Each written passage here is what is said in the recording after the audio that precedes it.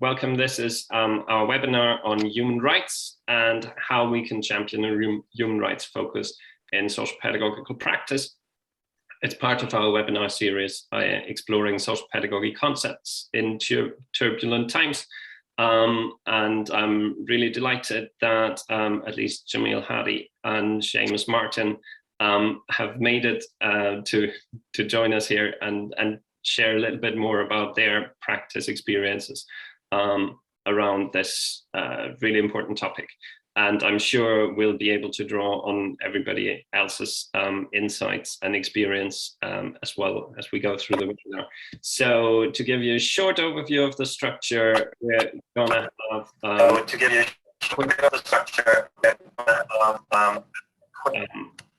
I will just have to make sure that everybody's muted here. Okay, perfect. So just to go back, the structure is I'll give a brief outline of human rights and why they might be important, and then we'll have a fishbowl discussion about that before we then have a wider exploration with all of you, and then we'll try and draw out the key learning points for practice towards the end of the session. So to start at the beginning, then the question is really, what are human rights and why are they actually important to us? So there's this very famous quote that links human rights very clearly to our humanity. So human rights usually are defined as the basic rights and freedoms that belong to every person in the world, regardless of where they're from, what they believe, or how they choose to live their lives. They can never be taken away from a person. So that's important because that means by virtue of being a person, you have those rights. They can be restricted in certain cases, like if you go to prison, then you don't have the same right to freedom anymore. And these basic rights are based on shared values. So values like dignity, fairness, equality, respect, and independence are really important and are basically foundational to human rights. And it means that these values are defined and protected by law. So that's what the Equality and Human Rights Commission says about human rights. So given that these rights underpin, that these values underpin social pedagogy, human rights clearly have a fundamental implication for our own practice. And everything we do must be reflective of our belief in and our understanding of human rights. We must recognize that we work both with people who have violated other human rights sometimes, and sometimes we work with people whose human rights have been violated. And we must also recognize that we sometimes work within systems that might very well violate people's human rights as well. So potentially we're on both sides of human rights violations in that respect. Okay, now moving on from that, then what does it mean to see social pedagogy as a human rights profession? That's the next question. It means that we must take a human rights perspective, that human rights are basically our moral compass. So when we support people, we engage with them in ways that clearly reflect this. So we think about questions like, how can we treat them with human dignity as equal human beings who have agency?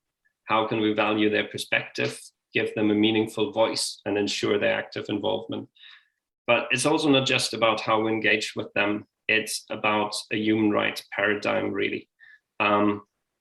So what that means is basically that very often we start off with the conservative paradigm where when we look at inequality, it's seen as a reflection of our human differences. So some people have skills and talents that are more marketable and therefore end up being better off. And the idea there is that we support those who fall on hard times through no fault of their own. But you know, if you choose to live in poverty and you don't make much of an effort, then under the conservative paradigm, you wouldn't really get supported. So it's all about incentivizing people through extrinsic incentives, assessing people, and so forth.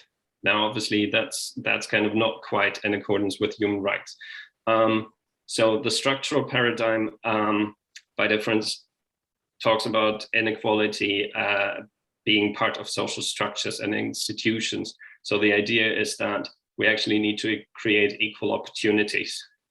We need to address those structural inequalities to create equal opportunities so that people can get a leg up, so that they all have the same starting point in that respect. And of course, that's an important development in that respect, because it recognizes that we're not just responsible for our own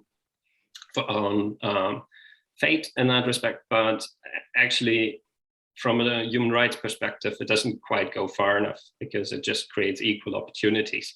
But we're still different, so that doesn't mean that we then have the same opportunity, well, the same kind of enjoyment of life.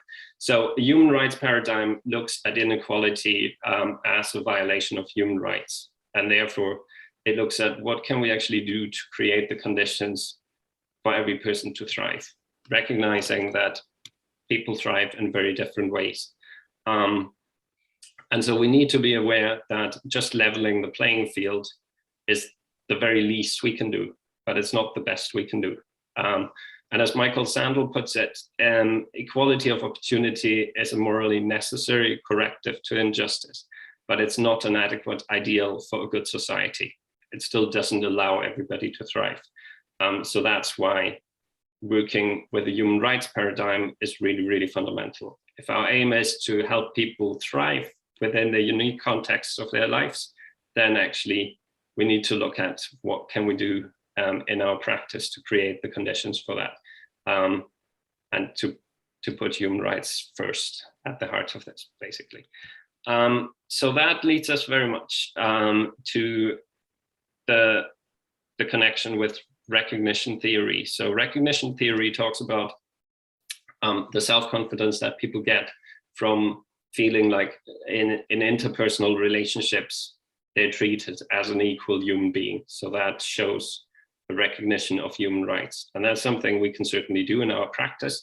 When we work with a human rights approach, is to make sure that we treat other people as equal human beings, that we treat them with human dignity, that we're very sensitive to any microaggressions that might emerge when we might, just call them mom and dad or things like that, when we depersonalize them. So recognition is very much about that at that level. There's also the level around self-respect, and that comes because recognition, because human rights are legally enshrined. So instead of just relying on the interpersonal skills of a practitioner, actually, by virtue of human rights being legally enshrined, there's also that level of recognition that helps people gain self-respect. And the third aspect around recognition is around self-esteem, and that comes from people actually feeling recognized within their community. So when their community, when society takes their human rights seriously and shows recognition for that, then we're kind of working or improving at that level of self-esteem, if that makes sense. So basically, there is something to say then about what does this look like in practice. So this is relatively abstract at this point. I appreciate that. So the question around what does this look like in practice basically means that we need to move from a needs-led approach to a rights-based approach. This table follows Evelyn Braunfelder's work, particularly on children's rights. And she suggests that in practice, we're often largely focused on meeting people's needs rather than enabling to realize their rights. And that has profound implications for how we see our role and how we frame the relationships we build with the people we support. So that's the main thing we'd like to discuss now with you, is what can we actually do to move towards a rights-based approach, and what difference does it make in practice? So I'm really delighted to have been joined by Evelyn, actually. Evelyn, I'll bring you in very shortly, if that's okay. And also to be joined by Jameel, Hadi, and Seamus Martin. in particular, who've done lots of really fascinating projects in Salford that they're going to talk to us about. So I'll pass on to yourself, Jameel, to share a little bit more about that. Okay. Hi. Yeah, I'm Jameel Hadi. I was a lecturer in Salford, but prior to that, I developed a service around young people's rights and participation, and I suppose that fundamentally was my journey to social pedagogy, because I learned through experience of working with young people, and I kind of made me reconsider the relationship between rights and needs. So it's interesting that Gabrielle ends on that, because for me, rights can be very individualistic. They can serve kind of procedural structures, and they can disregard people's needs. So my experience would say to me, there's some connection between people's needs and their rights that we have to make sense of. And we have to operationalize and embody people's rights, that they're not just abstract concepts or principles or legal principles. They need to be enacted in their day-to-day experience. And again, Gabrielle picked up on the theme of recognition, and I would kind of use the terms belonging and connectedness. But I'm going to tell you my story, which I think is an interesting one. I was really lucky at the very beginning of Every Child Matters in 2003, a long time ago. I was a development and participation worker for the NSPCC in a young people centre, and I was charged with facilitating the participation of young people in this centre. And this centre had brilliant facilities, sporting facilities, drama, art, music facilities. And a lot of the people young people who used to turn up there, turned up to use the facilities and connect with their peer group, right? So there was a form of kind of ordinary magic about what was on offer. And then there were a smaller group of young people who would access safeguarding services from social workers and youth workers. But it was very much about young people deciding their relationship to the service, because it was open access and it was a drop-in. And my first dilemma was, or my first challenge was, is that I had a youth council, and the youth council would meet every month. They would sit round a table and they would debate an agenda that partly came from the people, the partners, the organizations that were involved in the building, right? And then you had hundreds of young people in there on a weekday and a weekend who were just enjoying the facilities. And what I very quickly found out was that the youth council had no relationship to the young people that visited and took part in the activities in the centre. And the young people who used the centre had no knowledge of the youth council, right? And I was lucky enough that I was given the opportunity to develop a service to promote the participation of young people, right? And it was kind of an accident that led me to this service, because I got given 30 tickets for Gulliver's World, which was a local amusement centre in Warrington. And I was given them by the Variety Club, and I began giving them out to young people I knew who might appreciate them. And I gave them 2 or 3 tickets and said, go with your siblings or your friends, or and get your parents to take you or your carers to take you. And I'm not kidding you, I gave these 30 tickets out, and 2 days later, child after child came back to me, and the centre was made up of young people 8 to 18, came back to me and said, will you take us? Will you take us? And they were handing me back the tickets. And suddenly I thought, wow, we've got these young people who lacked the opportunity to take part in organized recreation, right? In leisure activities. And that told me something about the population that we had coming to our centre, which was free.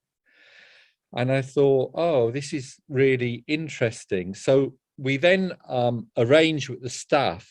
I went back to the staff group, and we were allowed a staff Christmas outing every summer in those days. And we decided to, instead of going out as a group of staff, that we would take over 100 children to Gulliver's World, and we would supervise that trip. And when I was, and we did this, and we were inundated with young people wanting to be taken, I suddenly realized that when I was there, I thought, wow, this is so powerful, because if you think about young people and their relationship to safeguarding or children's services, quite often they're labelled. So they've got learning difficulties, they're young offenders, they're in the care system. And I thought, wow, this is so powerful. We've got all these young people, and their identity is they're taking part as members of a drop-in in an activity. And I suddenly began to think, can we find a way of addressing this need, right, and promoting their participation through their passions and their interests, right? So what I did then is I spoke to the youth council, and I suggested we close the youth council down, right, and instead we run our activities, and we invite the young people in the centre to run the activities they take part in the centre. And that for me was a much more embodied form of participation, where young people address their own needs and their own priorities. Because often if you're involved in youth councils in a school or in amongst children in care, often the agenda comes from those institutions, and it comes with the label rather than identifying your needs and your wants and your desires. And actually it was that taught me a lot about how we understand voice. So in children's services, we go on about voice and the wishes and interests of the child, but often that is quite clearly focused around the statutory intervention that's taking place with the young person. So the agenda has come from the professionals or the adults to start with. And if you think about the United Nations Convention on the Rights of the Child, a lot of Article 12 is around decision making in adult and professional processes. That's what it's talking about. And then if you think about another clause in the UN Convention on the Rights of the Child, Article 31, it's about the right to play. But here I was in this centre where quite clearly young people didn't have the right to play. So that really made me think about the importance of participation being embodied, and about social justice, and about your standing and involvement in the world. And it's that, I'm just going to conclude on that, it's that kind of took me to social pedagogy, because one of my touchstones for social pedagogy, it's about promoting the potential of individuals to influence society. And if participation isn't doing that, then is it really participation? And I think the proof of this is that the organization, one of those young girls who was 8, who gave me back the tickets, was a volunteer 10 years later when she was 18. And I think the proof of it is that in our own little way, it was incredibly successful at young people promoting their participation through running their own activities. And for me, that kind of connects, in Britain, that connects with a tradition of association, which has become a little bit disconnected from youth services.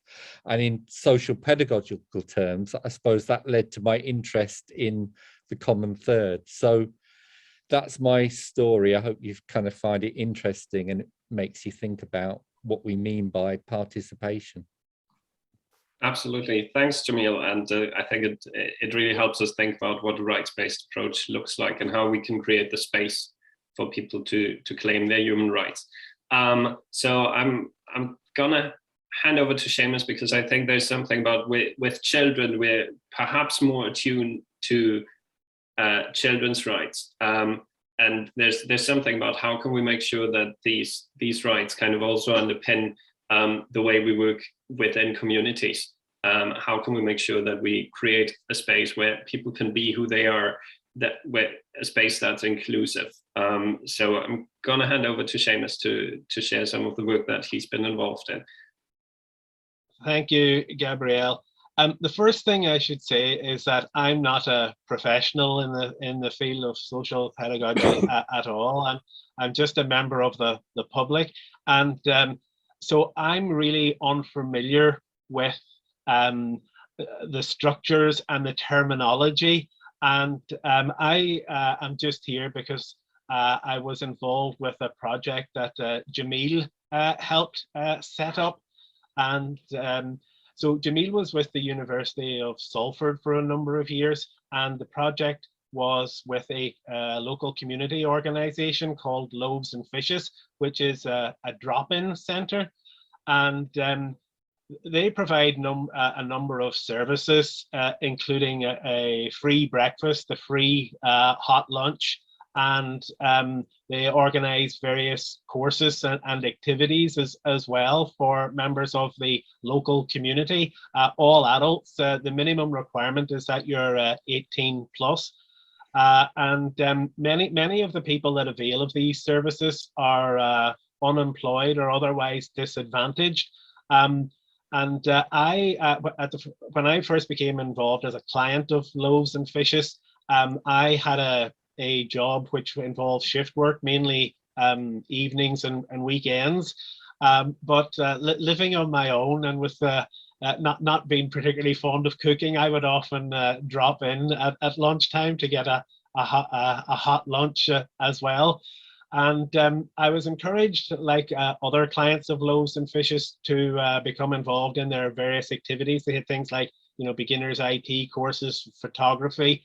And at the beginning of last year, shortly before the pandemic struck, there was a course supposed to be on creative writing, held in conjunction with PhD students at Salford University. And that was something that piqued my interest. But then the pandemic struck and we couldn't meet in person anymore. So it was a question of, well, do we give up and go home or stay home, or is there something that we can do? And we had a number of video meetings like this, and we decided to do a project about a place called Peel Park, which is in the local neighborhood and directly underneath Salford University. And we were able to meet up in the park in person on a number of occasions, because it was we could socially distance there. And initially, the creative writing went by the wayside, and we ended up making a video about various aspects of the park. And I researched the history of the park and contributed that section of the video. And we later, most recently, did a graphic novel about the park, which was launched just last week, a virtual launch. We hope to have a in-person launch later. So a lot of this stuff about social pedagogy and human rights, to be frank, I wasn't aware that was going on at the time. If that was the agenda, I don't remember being told overtly about it. But if that was social pedagogy and human rights in action, it worked rather well. So it was a very inclusive thing, and perhaps more inclusive than it intended or realized it would be. Gabrielle, in his introduction, talked about a conservative paradigm, and personally, I am part of that conservative paradigm. I might see myself as being economically on the left in terms of, believing in statism as opposed to an unregulated free market. But, socially, like many working class people, I would be socially small c conservative. And very often when projects are launched, particularly in the voluntary sector or in conjunction with academia or local government, it has an overtly what they would see as a progressive, socially left-wing agenda. And given the field that many of you are professionals in, I imagine that you would share that agenda. And so often when I see something, particularly a job advert, and before you get to the details of the job, what the job's about, the terms and conditions, the salary, there's a whole long section about the values of the organization. And people like me often find that quite off-putting. Why can't we just get on with the job? I'm here to do a day's work, earn some money so that I can provide for my family. And we're all entitled to our views, but I don't want other people's views and values foisted upon me in the workplace or in a project. And so inclusion and diversity can de facto become quite exclusionary to people who are outside the groupthink. And when I got involved with this project between Loaves and Fishes and the university, there was no mention of any values. People were welcome to come regardless of who you are or what your values may be. There was no mention of values or human rights or anything that I was aware of. So I was happy to go along on that basis. And it was quite a wonderful experience for me, because I met lots of people that I wouldn't necessarily have met otherwise, both from the university and from the local community. And I also, formed some ongoing friendships with, people that I would have considered unlikely to have become friends with, or because I wouldn't have met them in any meaningful way. And so this was a great experience for me. And I think that, I enjoyed it and other people enjoyed it. And the revelation that I had was that things that are project-led can perhaps inadvertently become ultra inclusive, whereas things that are values-led deter some people from taking place. We don't all support the same political party. We don't all support the same football team. We don't all have the same religion or any religion at all. We have so many things that are that differentiate us in life. But and if the emphasis is put on those differences, as is often the case these days, I think that can end up being very divisive. I hark back to Martin Luther King Jr.'s "I Have a Dream" speech, where he dreams of a day where his children can be judged not on the color of their skin, or these days anything else, but on the content of their character. And that's a very inclusive vision, and it's one that I share. And I just through this project, which has evolved into one project after another, but through this link between the Salford University and Loaves and Fishes, we've had ongoing projects, one leading into the next, and I've met a lot of wonderful people through that, and it's been a great experience. If you have certain preconceived ideas about people or groups of people, but you don't have any meaningful interaction with them, but then regardless of where you are on the political or ideological or religious or social spectrum, you tend to, in my experience, stick with the same ideas. But when you meet people and interact with them in a meaningful way in a project such as the ones that we've been doing. And it's very useful in that you get to see the people in the round. You get to know the whole person. And you know, it's said in business, people buy from those they know, like, and trust.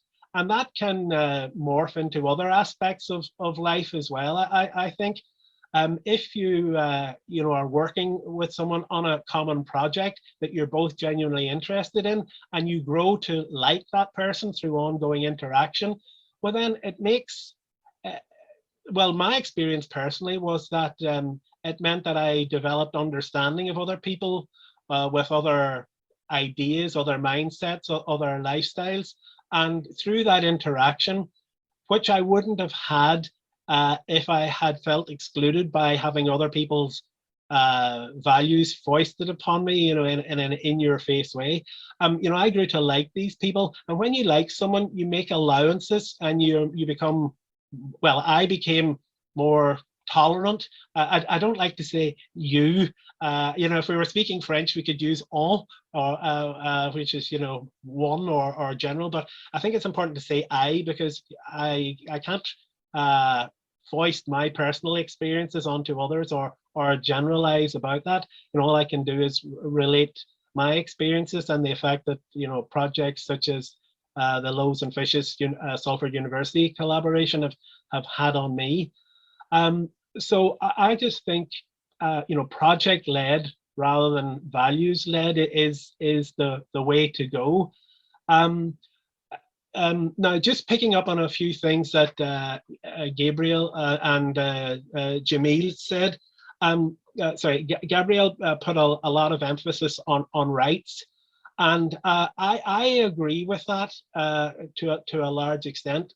Here in Britain, and I'm not sure where everyone has joined the meeting from, but here in Britain, since 2010, we've had something called the Equality Act, which creates 9 protected characteristics, groups of people who are protected in law against discrimination. You know, some of the categories are disability, maternity, gender orientation, and faith or lack of faith. And I personally have found that quite useful. I myself am a person of faith, and I think that in recent years in society as a whole, the pendulum has swung very much against people of faith, and you know, sometimes the rights of one group or with protected characteristics can come into conflict with the rights of other groups with protected characteristics. And I have found that having these rights enshrined in law has saved my bacon, so to speak, in a setting where I was part of a board in a voluntary setting, and I had to say, look, I'm a person of faith. What you're proposing violates the tenets of my faith. I can't go along with this. And I was the subject of a pile-on, and if it hadn't been for the rights of the protected characteristic that I belong to being enshrined in law, you know, I would have been in very serious trouble. But I fought my corner and, you know, survived, even though every other member of this board voted unanimously to suspend me. So rights are a very useful thing. But rights can also be divisive if we have all sorts of, you know, different groups insisting belligerently on their rights. There's a danger, I think, that when we insist on our rights without taking into consideration the rights of other people with protected characteristics, or indeed people with no protected characteristics, there's the risk of at least silent resentment amongst a great part of the population, if not, you know, active rejection and a backlash.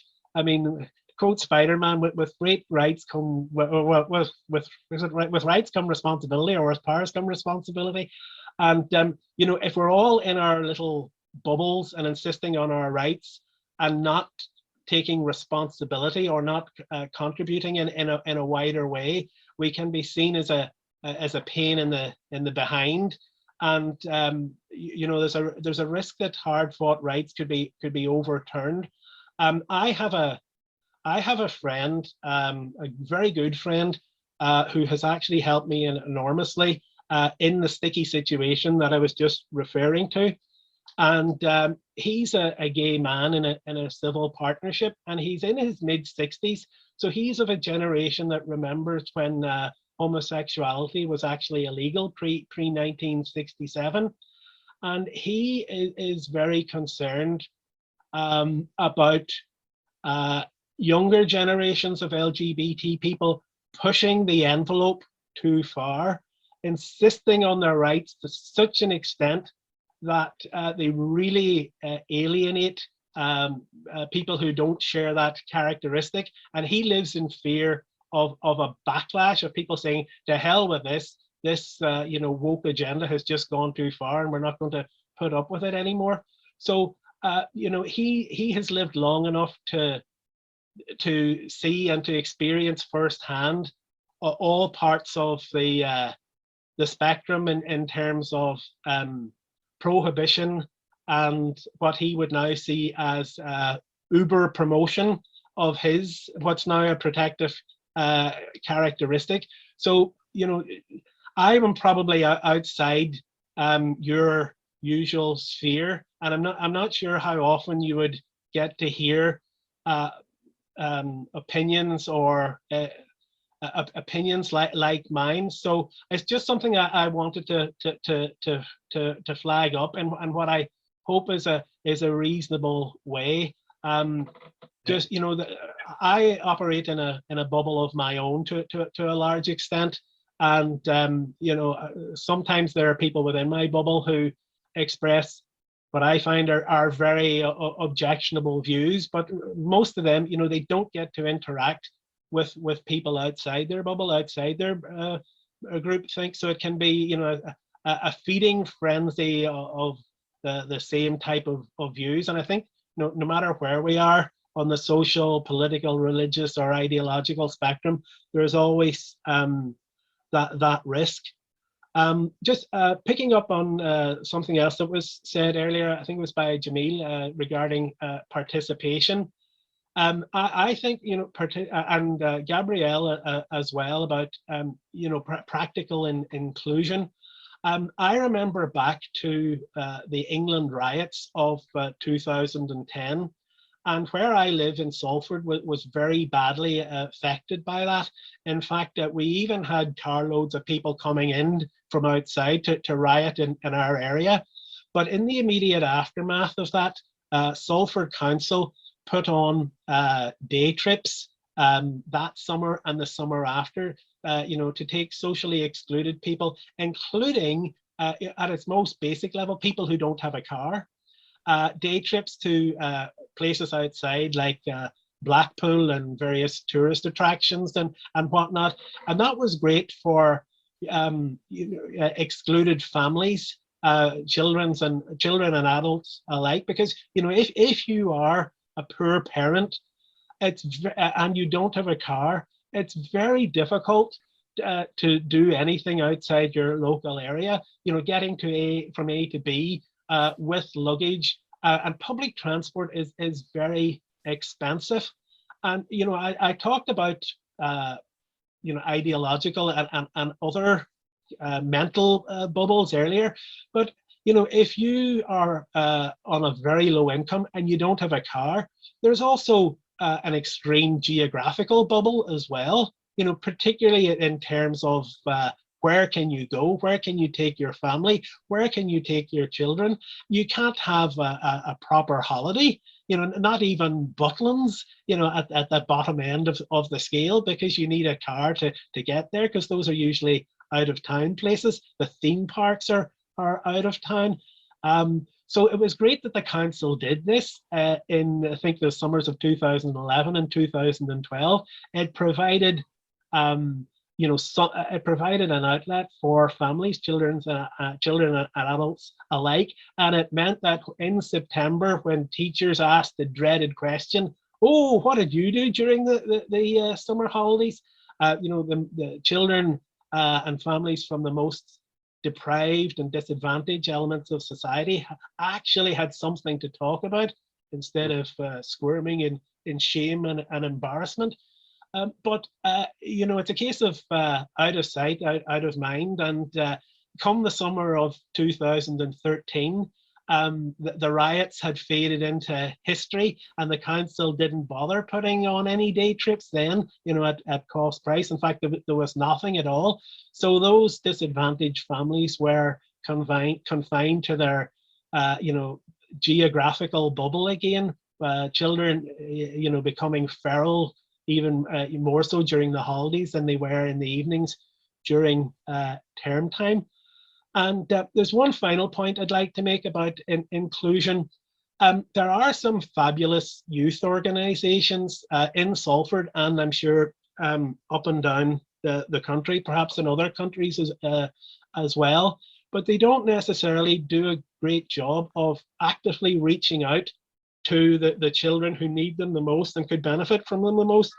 I'm thinking of uniformed youth organizations like the various cadet forces in particular. I mean, here in the city of Salford, we've got Army cadets, Sea cadets, Air cadets, Police cadets, and Fire cadets.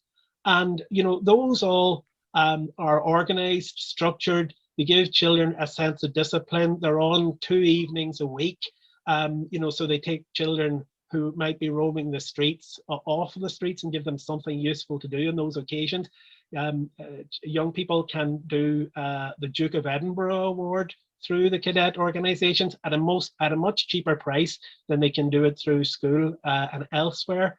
And also they get to go away on weekend camps and Easter and summer camps as well, where they can avail of all sorts of adventure and activity training for a pittance, perhaps 5 or 10% of what the equivalent price would be in a commercial setting. And for disadvantaged families, that's a real boon. If only they knew about it or were encouraged to take part. So that's something that I would like to see those organizations doing a lot more of, not least because they offer qualifications, BTEC qualifications in things like music and leadership, and giving children an opportunity to achieve something and feel good about themselves. And I'm a great believer in the opposite of a vicious circle, what I sometimes refer to as a virtuous circle. You achieve some measure of success in something that gives you a mental boost and encourages you to go on to the next thing and the next thing, and building up a solid track record of achievement in something, which then can go on a CV and be shown to prospective employers or recruiters and say, okay, well, perhaps I don't know, I don't have the skill set yet of what for what you require for this role, but look at my track record. I've shown that I can stick at something over time, achieve something, get qualifications, and I will bring the same mindset to this role, and I'll quickly acquire the skill set that you require. So I think that's something that we should publicize more widely and build upon. It's all very well having abstract ideas and concepts, but these need to be brought alive in practical ways and built upon. And I think that uniformed cadet forces for children are a great way of doing that. And the kind of project that has ongoing projects that have been done recently by Salford University and Loaves and Fishes for adults are another great way of doing that as well. People maybe doing a course or some sort of activity, achieving something, feeling good about themselves, and then going on to build upon that and transfer those skills and the new positive mindset into other aspects of their lives. I think that brings human rights alive in a practical way. And I'll just finish on that note. So thank you. Yeah, that's a great note to finish on, Seamus. Thanks very much. Yeah, I think you're completely right, because there's something about this. This means that people actually take responsibility, not just to fulfill their own human rights, but actually to get involved in the community and help other people realize their human rights. And I think it links very nicely to what you were saying earlier about human rights only work if we don't see that just as our individual entitlement. They're not just for me, they need to work for everybody. So the more I recognize other people's human rights, the more likely I am to experience that same reciprocity from other people. So you made just so many really valuable points, Seamus. So thanks ever so much for your insight into that. I think it's been really rich, and it's really reminded me of the importance that it's about how we live those rights. Just putting it on a value banner or value statement is not really meaningful. It's about how can we make sure that we're truly inclusive and that we engage with people around something that we actually have in common. So it's very easy to now look at kind of what makes us different from everybody else, what sets us apart. But ultimately, the starting point needs to be, what do we have in common as human beings, and how can we build on that? And then, as you say, our differences will just fade much more in the background because we're connected as human beings. And that kind of difference is something that adds more interest, because it means the world is not just full of Gabriels, because that would be a really, really boring world. So thanks ever so much for this. I would like to take the last 10 minutes to just get a bit of your collective kind of thoughts, responses on Jameel and Seamus's experiences in particular. Anything that kind of comes to mind, anything that you've done around human rights that you would like to share. So feel free to unmute yourselves and start things off. Pam. I would. Just listening to all three of you really has made me think of something that we focus on in children's services, and we write. But sort of things like the outline of the day is needs led by the child. The rota is needs led by the child, but it's not. It's rights led. So rather than say every child has the need to be cared for, it's a right to be cared for. And I think that's brought that realization to me. And I'm thinking about the statement of purpose and how I write it. And, to me, it just sort of, wow, it really hit me. So the child, I've wrote some things down.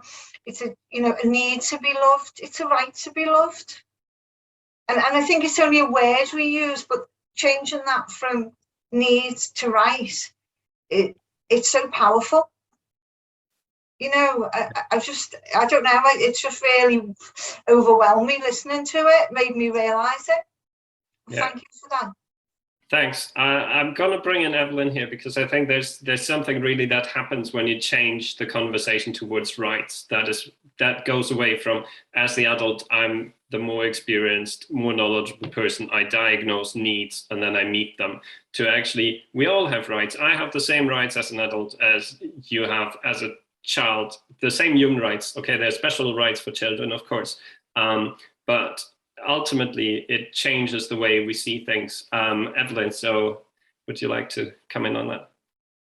Yeah, that's fine. I mean, I wasn't really prepared, so this is just on the top of my head, okay? But I think I've always found it a really empowering thing, not just for children and young people, but also for adults, because you start to see each other as somebody that you have something in common with, more at an equal level. You're both human beings, and you want to treat the other person the way that you want to be treated yourself, because human rights ultimately apply to us all. So I think that's it's just incredibly empowering. I think it certainly has also got it. It made you realize that you're a duty bearer, that you have that power and that responsibility towards the other person to make sure that their needs are met.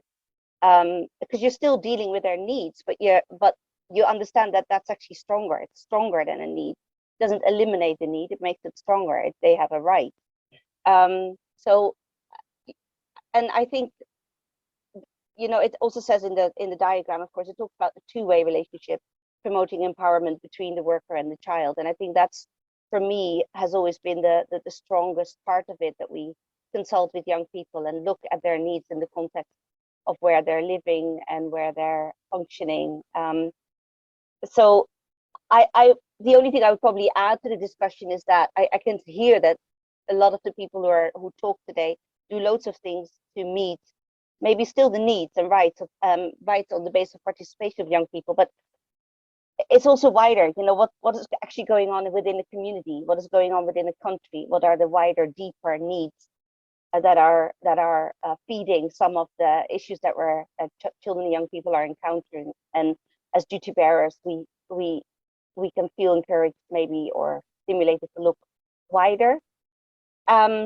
Yeah, so it's just nice to hear what all those things that are going on for young people. Seamus certainly, his community is very you know, buzzy, and lots of going on to meet the issues of children and young people. And so that was lovely to hear. I don't really have anything major to add. Like I said, I'm not really prepared, but I think it's the empowerment bit where I feel really stimulated. I felt much more driven once I found out about the UN Convention and what that meant for my practice to meet the needs of children and young people on the basis of they are right holders and I'm a duty bearer. So that just changed a lot for me. I hope that helped. Yeah, definitely. And it kind of changes the conversations we can have. So for instance, around the rota, if we no longer focus on the need to care, then, you know, we can actually have this conversation about, so if it's your right to be cared for, then how do we actually meet that right? Do we have people on rota that you actually enjoy being put to bed by? Or do we just have whoever's available because they'll meet your need to be cared for?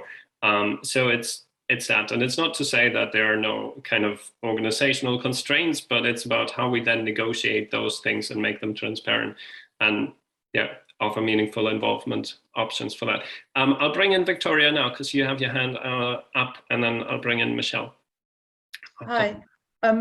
I guess I sort of wanted to respond to the discussion about the power of things being project led. For me, that really resonated so much, really powerful. So I work for a youth offending service in a very high violence borough in South London. We do mainly one-to-one work with kids, and you know that can be very powerful. But the best thing I've ever been involved in was this summer. We took a group of staff to a therapeutic farm, and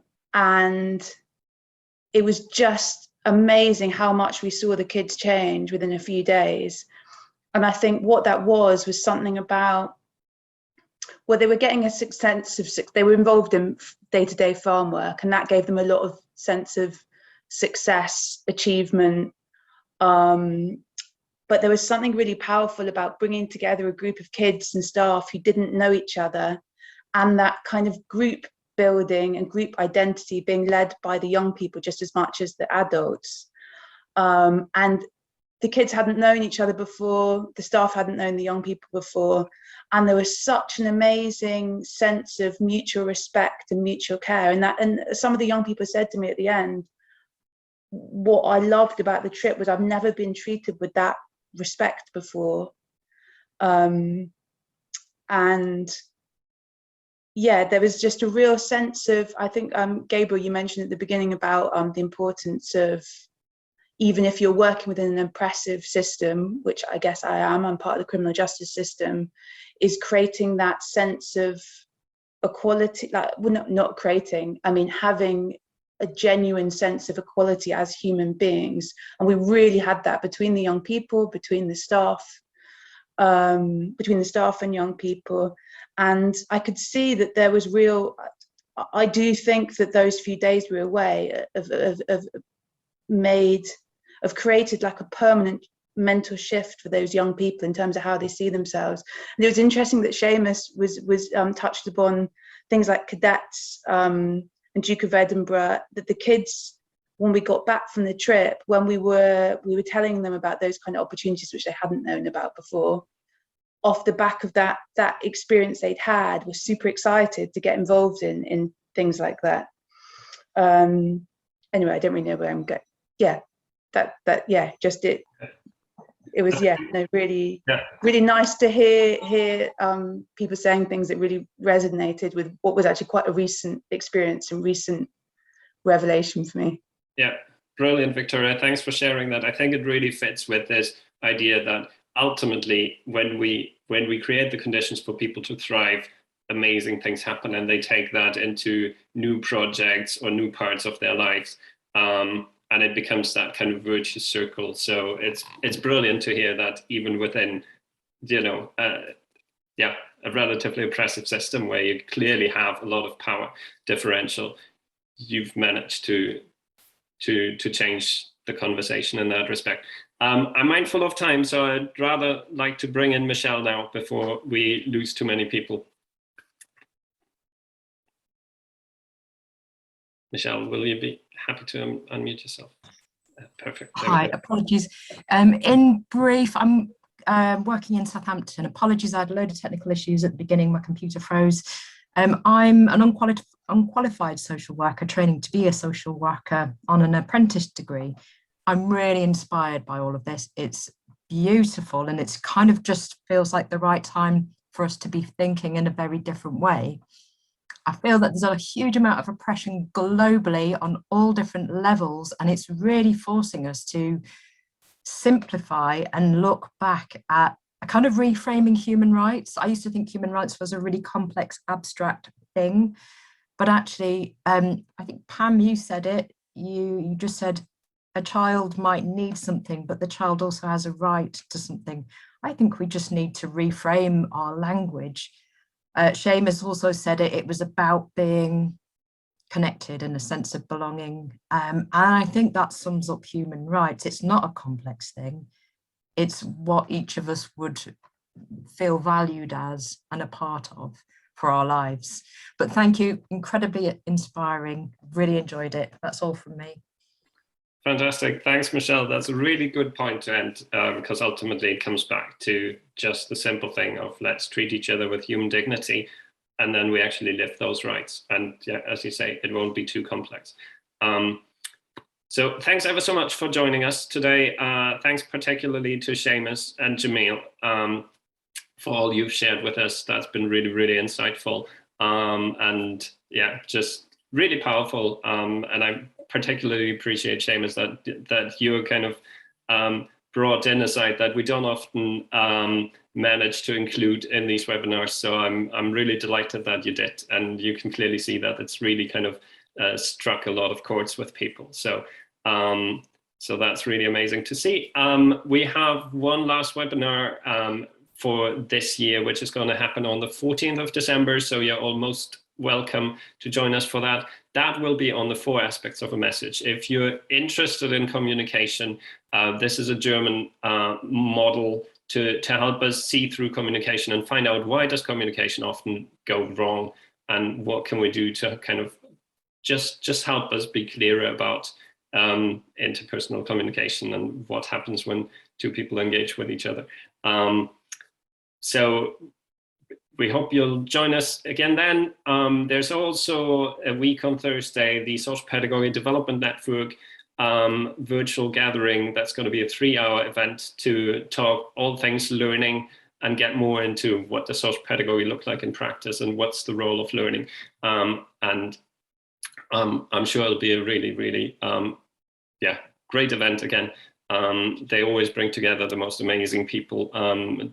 That includes all of you. So hopefully you'll be able to join us for that. And I'll look forward to seeing you again one way or another over the next coming weeks and months. So thanks. Enjoy the rest of your day.